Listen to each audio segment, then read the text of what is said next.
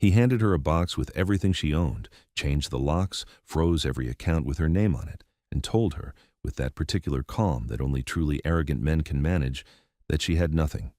No money, no access, no options. He had spent months making sure of it. What he had not spent a single minute doing was asking himself one very important question. What does a woman do when you take everything away and she still has her memory? She was 27 years old, and she remembered everything. Her name was Nora Callahan. Well, Nora Lee, if you asked her mother, who had never fully warmed to the name Callahan and was, as it turned out, ahead of the curve on that particular opinion. Nora was 27, originally from Raleigh, North Carolina, the kind of woman who color-coded her calendar, not because she was anxious, but because she genuinely liked order. She had a marketing degree, a sharp mind for numbers, and a habit of backing up her computer files that would, at a very specific moment in this story, turn out to be the most important habit she had ever developed. Before we go any further, if you've ever had a moment where life completely pulled the rug out from under you, but you refuse to stay down, drop a comment and let me know where you're watching from and what time it is there. This story is for you. And if you haven't already, a like means the world to this channel. Thank you so much, truly. The morning Nora Callahan's life fell apart started like any other Tuesday. Coffee in the white mug with the chipped handle, the one she'd meant to throw away for 2 years but never did. The smell of toast, the sound of Derek's dress shoes on the hardwood floor downstairs. Normal, ordinary, safe. Except it wasn't any of those things. She was 27 years old, and in about 11 minutes, everything she thought she knew about her marriage, her home, and her future would be gone. Nora had met Derek Callahan 6 years earlier at a real estate conference in Phoenix.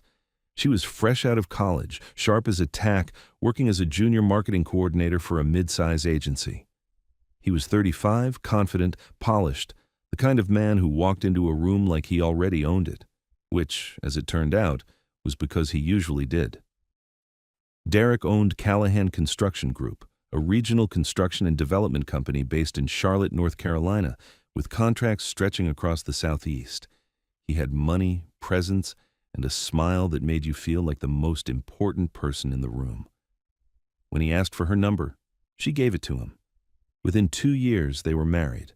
And within 2 years of that, Nora had left her agency job to work full-time inside Callahan Construction. Not as a wife playing office, as a real working part of the operation. She ran the marketing department, managed vendor communications, coordinated project timelines with clients, and eventually became the person the company's biggest clients called directly when they needed something done. She knew the business inside out. She had helped build it into what it was. But here's what Nora didn't know, what she had no reason to suspect until much later, is that Derek had always thought of her contribution the way some people think of a good Wi-Fi connection. You only notice it when it's gone, and even then you mostly blame the router. She came downstairs that Tuesday morning to find Derek standing in the kitchen in his full suit, arms crossed, with a look on his face she had never seen before. Cold, decided, like a man who had already made up his mind 3 weeks ago, and was only now getting around to telling her. He said he wanted a divorce. He said he had the papers drawn up. He said he thought it was best if she found somewhere else to stay, and that he had already spoken to his attorney about the house, which was in his name alone, purchased before the marriage. Nora stood there with her chipped coffee mug and said nothing for a long moment. Then she asked about their joint accounts, the checking, the savings, the investment account she had contributed to every single month for 4 years. Derek looked at her calmly and told her those accounts had been restructured. He had spoken to the bank. Access had been changed. Just like that, she had $340 in cash and an old wallet in her coat pocket. That was it. Now, let's be honest here. If you have ever had a moment where life hits you so hard that your brain just goes quiet, you know exactly what Nora felt standing in that kitchen. It is not crying. It is not screaming. It is this strange, electric stillness, like the second after you drop a glass but before it hits the floor. Everything suspended, everything about to shatter. She was 27 years old. She had poured 4 years of her career into a man's company. She had contributed to their finances. She had built a life together with this man. And in the time it takes to drink a cup of coffee, She had been removed from it like a budget line item that no longer served its purpose.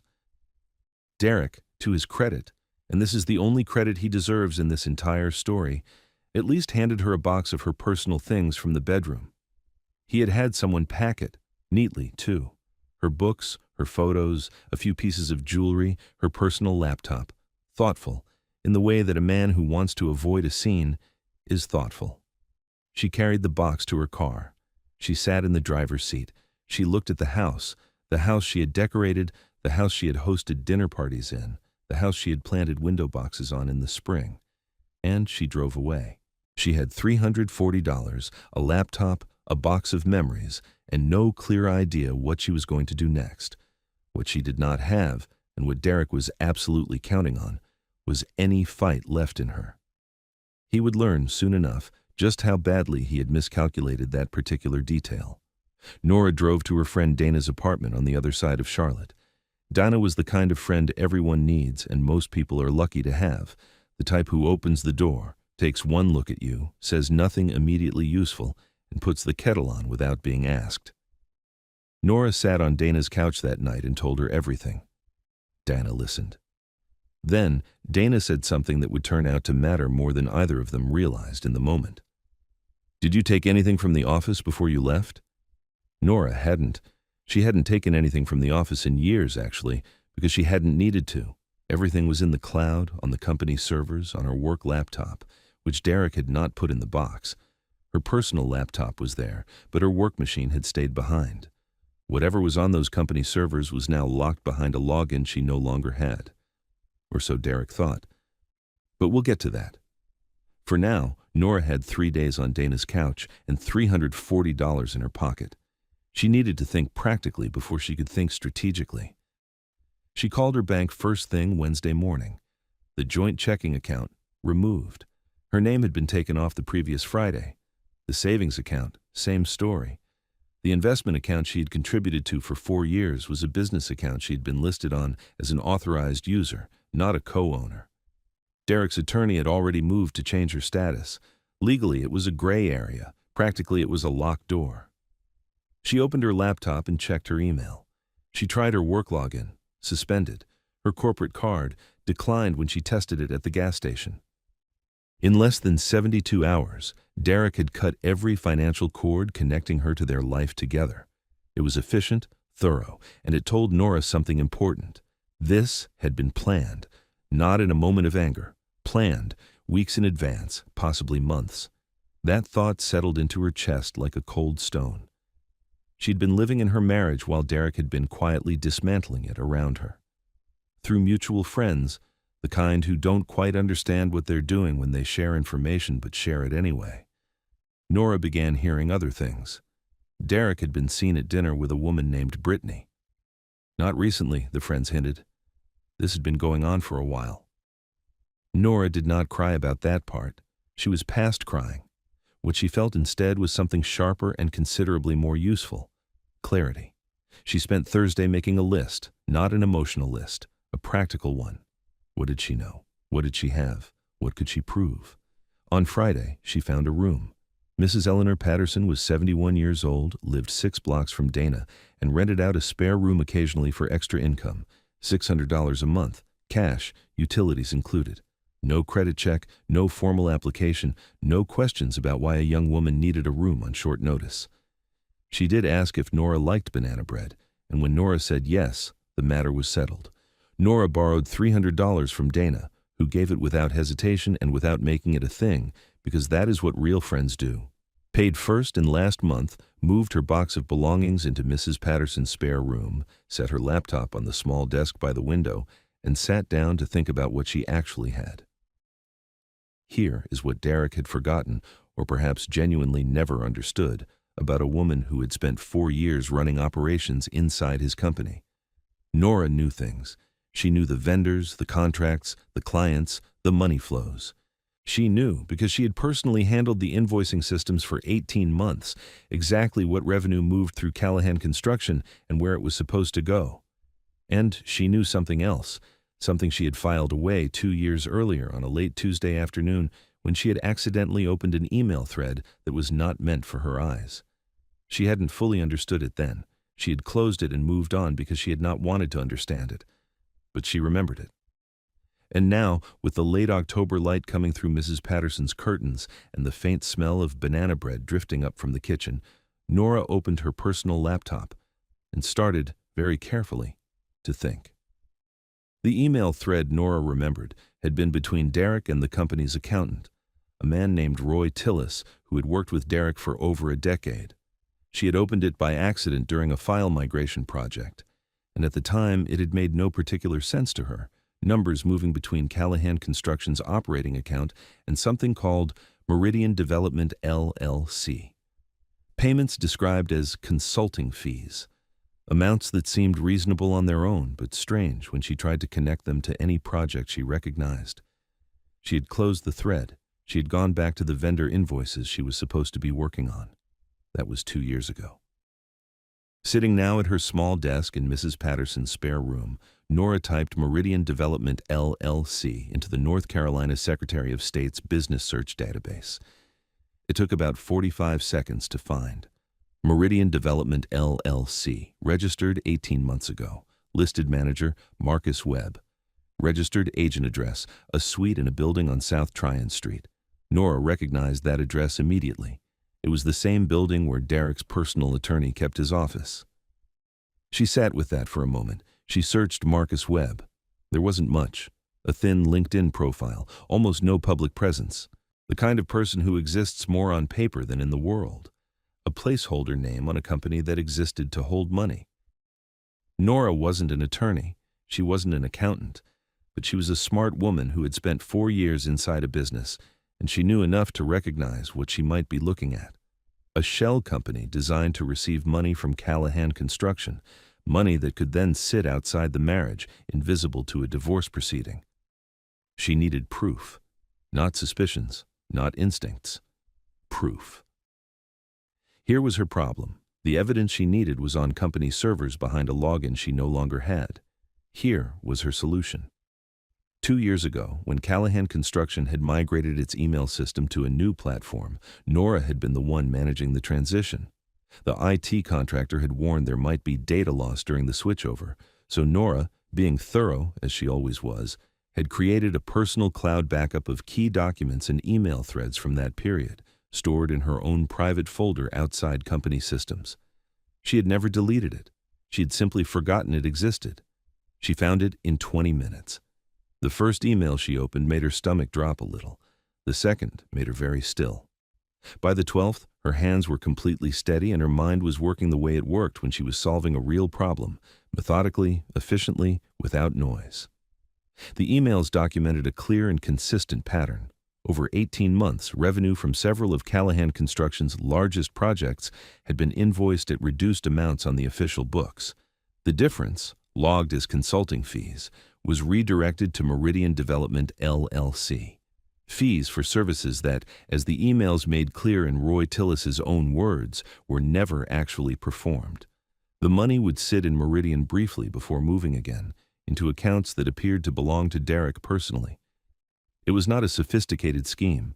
It was the kind of financial maneuvering that looks complex from a distance and straightforward up close, and it had been running throughout the marriage. Nora closed her laptop. She listened to the sounds of the house settling around her, Mrs. Patterson moving downstairs, the quiet, ordinary rhythm of an evening. Then she picked up her phone and searched. Divorce attorneys, Charlotte N.C. free consultation. She had a feeling that a documented paper trail of a husband hiding marital assets through fraudulent business transactions was exactly the kind of thing that made excellent attorneys take cases on contingency. She was right. The law office of Claire Mercer was on the 4th floor of a building on East Trade Street, warm, practical, comfortably cluttered in the way that offices belonging to people who actually work tend to be. Claire herself was 53, 26 years in family law, with a handshake that meant business and eyes that cataloged everything they looked at. Nora sat across from her and laid out everything. The marriage, the 4 years at Callahan Construction, the sudden account lockout, the $340, Mrs. Patterson's spare room, the cloud backup, Meridian Development LLC, the emails. She brought printed excerpts, Not everything, not yet, just enough to show the shape of what she had. Claire listened without interrupting. When Nora finished, Claire looked at the documents for a long moment and then asked, "How complete is this documentation?" Nora told her. 18 months of correspondence, specific transfer amounts, dates, account references, Roy Tillis's name appearing throughout as the architect of the arrangement. Claire looked at her directly. "I want to take this case. Contingency. My fees come from the settlement, not from you up front." Something in Nora's chest loosened. They talked for 2 more hours. Claire was thorough and Nora asked good questions, so Claire answered them properly. In North Carolina, marital assets are subject to equitable distribution. Assets acquired during the marriage divided fairly between spouses. If Derek had been systematically redirecting marital assets to a shell company to hide them from divorce proceedings that constituted dissipation of marital assets, which courts treat seriously. The documented emails established both the pattern and the intent. Claire also noted, carefully and neutrally, that the activity described in those emails carried potential implications beyond family court. Booking fictitious consulting fees to redirect revenue, depending on how taxes had been filed, could constitute tax fraud, a federal matter for the IRS, not a state court. The IRS maintained a whistleblower program through which private citizens could report suspected tax fraud. Filing such a report was entirely Nora's personal decision. Claire was simply making sure Nora understood the full scope of what she was holding. Nora understood. They filed for divorce the following week. What followed was quiet and methodical. Claire's office issued formal discovery requests, legal demands for Callahan Construction's financial records, Derek's personal accounts, documentation on any business entities in which he held an interest. Derek's attorney, Frank Howell, began the standard process of delay, objections, extension requests, incomplete document productions. Claire anticipated every move. Her patience, built over 2 decades of exactly this type of case, was considerable. Nora, meanwhile, was rebuilding. She updated her resume, 4 real years of operational and marketing experience, with measurable outcomes in client relationships she could document. She reached out to former professional contacts carefully.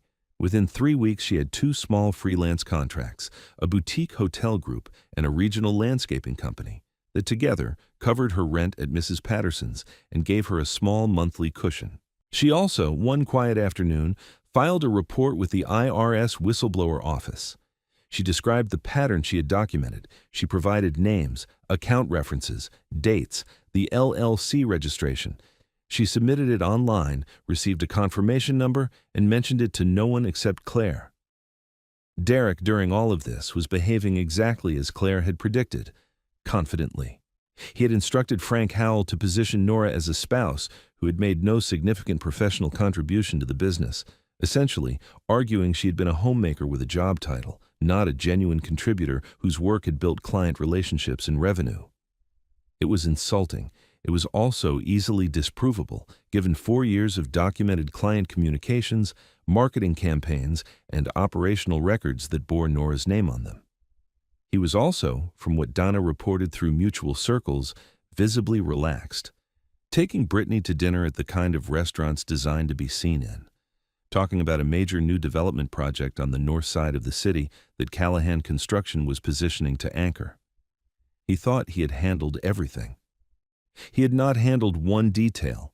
2 of Callahan Construction's largest clients, a commercial real estate group and a municipal contractor representing nearly 40% of annual revenue, had come to the company through relationships Nora had built and maintained personally. They knew her. They had been calling her extension for years. Now they were getting someone else, and they had noticed.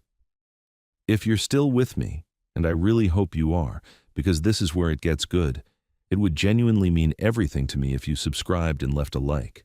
This channel only grows because of you, and I put everything into these stories. Okay, back to Nora. The deposition happened on a Wednesday morning in Claire's conference room.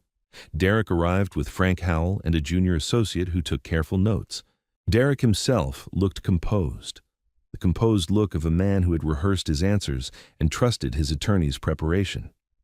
What he had not prepared for was the level of documentation Claire's team had assembled. Discovery had taken 6 weeks. Derek's attorneys had fought every request, produced records slowly, objected frequently.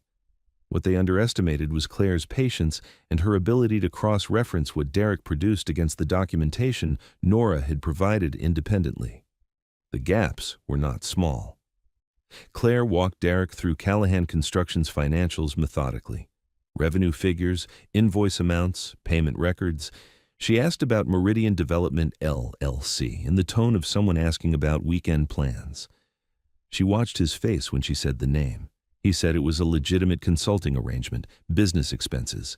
His accountant, Roy Tillis, handled the details. Claire produced Roy Tillis's deposition transcript. Roy Tillis had been deposed the previous week. Roy Tillis, it turned out, was not a man constructed for sustained pressure. Faced with the documented evidence and the clear implication that his own legal exposure was significant, Roy had been remarkably cooperative. He had provided his own records.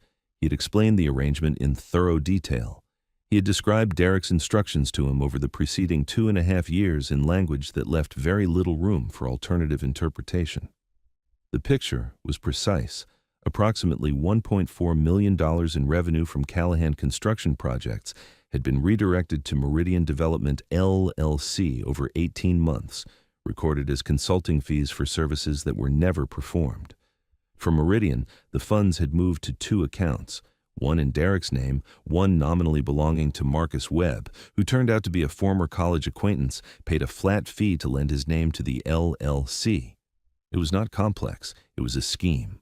And it had been running throughout the marriage, which meant those funds were marital assets deliberately concealed from a spouse. Frank Howell called a break. During the break, Frank Howell and Derek had a private conversation that lasted 12 minutes. When they returned, Derek's composure had developed a visible crack. Outside that conference room, 2 other things were unfolding simultaneously. First, the IRS had opened a preliminary inquiry into Callahan Construction based on a whistleblower report filed approximately 6 weeks earlier. The inquiry was quiet.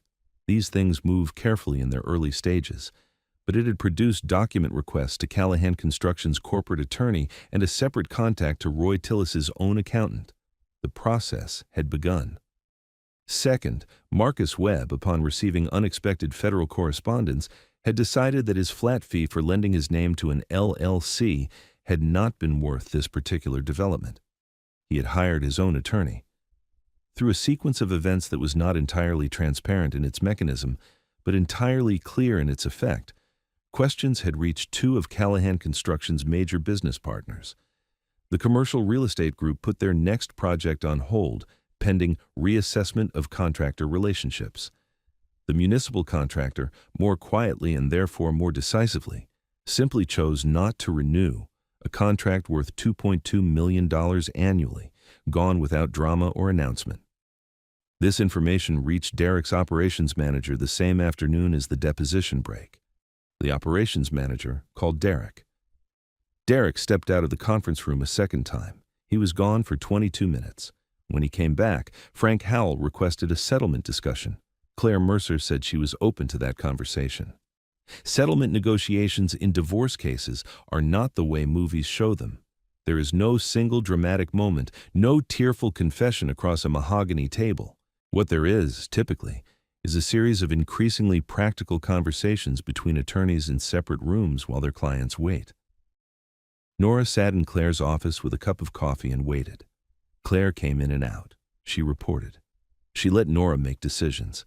They had discussed the parameters before any of this began, what Nora wanted, what she would accept, what her floor was. Claire was negotiating toward the ceiling, as good attorneys do. What Derek had wanted, 6 weeks earlier when he handed his wife a box and sent her away with $340, was everything. The house, the business, the accounts. He had calculated, not unreasonably, based on how these situations sometimes resolve, that a young woman without resources, without an attorney, and without documentation would not fight effectively. He had been wrong on all 3 counts, which is, when you think about it, an impressive trifecta of miscalculation. What Derek received, after 2 days of settlement discussions, was considerably less than everything. The marital home, Derek's premarital property, remained with Derek, as it should legally. Nora had never sought it, and never would. But the investment accounts, the savings Nora had contributed to directly throughout the marriage, and her equitable share of the funds established as redirected marital assets through the Meridian LLC documentation, produced a settlement figure that Claire delivered to Nora in a quiet, professionally restrained voice that barely contained genuine satisfaction. $580,000. Nora sat with that number. She thought about the spare room at Mrs. Patterson's, the $340, the chipped coffee mug left behind on someone else's kitchen counter. She signed. The settlement included a standard provision that Nora would make no further claims against Derek or Callahan Construction. What it could not and did not control was the IRS inquiry, which was a federal matter entirely outside the reach of a private settlement agreement. That process would continue on its own timeline, as it does. Roy Tillis had retained a specialist attorney and was cooperating fully. Marcus Webb continued to have strong and evolving feelings about the flat fee he had accepted. Derek's business, in the months that followed, contracted. Not collapsed. Derek was capable and not without resources, but contracted meaningfully. The municipal contract was gone. The commercial real estate group returned eventually, on reduced terms, with a specific request not to work with Derek personally. Several mid-level employees quietly updated their resumes. Callahan Construction survived as a smaller version of what it had been, which is, as outcomes go, a fairly precise reflection of how Derek had tried to make his wife a smaller version of what she was. Nora moved out of Mrs. Patterson's spare room on a bright Saturday in March, 5 months after she had arrived with a cardboard box, a borrowed $300, and a very uncertain future. Mrs. Patterson stood in the doorway and watched her load the car. When Nora came to hug her goodbye, the older woman patted her on the back twice and said, "You did good, honey. I always knew you would." Those 11 words hit Nora harder than anything in any courtroom. She rented a one-bedroom apartment in a neighborhood she had always liked but never lived in, walkable, a little lively, full of the low-level pleasant hum of a city going about its business. She bought herself a new coffee mug, a nice one, no chips. She had, by this point, stopped freelancing for just 2 clients. Over the preceding months, she had added 4 more.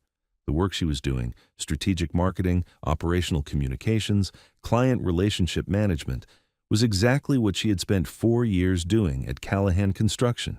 Except now she was doing it for herself, under a business she had registered in January while the settlement paperwork was still being finalized. She had initially called it Callahan Consulting for about a week before deciding that carrying his name into her next chapter was about as useful as carrying the chipped mug had been. She renamed it Nora Lee Creative, using her middle name, which she had always preferred anyway. Within 8 months of launch, Nora Lee Creative had 7 regular clients, 2 part-time contractors she had brought on for capacity, and a revenue trajectory that her accountant, a very different kind of accountant than Roy Tillis, described in their quarterly review as genuinely impressive. The IRS inquiry into Callahan Construction continued on its own timeline, as federal processes do. Its conclusion was not yet written at the time this story ends. Roy Tillis continued cooperating. Marcus Webb continued regretting. Derek continued managing a smaller and considerably more complicated company than he had planned for. As for Brittany, by spring, from what reached Nora through mutual circles, that situation had also resolved, though no one could confirm the details, and Nora, to her credit, spent almost no time trying to find out. She had considerably better things to do with her energy by then. She had restructured her entire life, actually. Her Tuesdays in particular. Coffee in the new mug, no chip, by a window that was hers. Client calls in the morning, lunch with Dana, afternoon work, evenings that belonged entirely to herself. She was 28 years old. She had a business, a settlement, an apartment, a future she had built from $340 and a cloud backup folder, and the kind of bone-deep stubbornness that comes from knowing exactly what you contributed and refusing to pretend otherwise. There is something important to say here, and it deserves to be said plainly. Nora's outcome was not luck. It was not magic. It was not the universe deciding to be fair for once, although the universe could stand to do that more often, frankly. It was the result of specific, deliberate things. She had backed up her files, even when she didn't know why. She had found competent legal representation the moment she had something worth representing. She had been methodical during the period when being emotional would have been completely understandable. She had survived on cash and borrowed money and a stranger's kindness, and she had used every single minute of that survival period to build something, rather than simply endure it. She had also done something that is harder than it sounds. She had refused to accept the story Derek had written for her, the story where she had no professional contribution, the story where she had no documentation, the story where she had no options. She had simply declined to live inside that story, and she had worked quietly and carefully to write a different one. Derek's error, and it was a significant one, was confusing her circumstances with her capacity. She was broke when he sent her away. She was not broken. Those are not the same thing, and the distance between them is exactly the distance between where Derek thought this story would end and where it actually did. There is one more thing worth saying. Some people will look at this story and think the lesson is about revenge, about what happens to people who take advantage of others, and there is something satisfying in that part of the story. It is true. The karmic accounting in this case was fairly thorough, but the deeper lesson is something else. It is about documentation, about keeping your own records, about knowing your worth professionally and being able to demonstrate it, about finding one person, a Claire Mercer, a Dana, a Mrs. Patterson, who is in your corner when everything else has been removed, about the remarkable, underestimated power of a woman who simply refuses to disappear. Derek wanted everything. He ended up with considerably less than he started with. Nora started with $340 and a chipped mug and a borrowed couch. She ended up with everything that actually mattered. Some debts get paid, some lessons get learned, and some women, the ones who keep their receipts and remember what they are worth, have a way of making both happen at exactly the right time.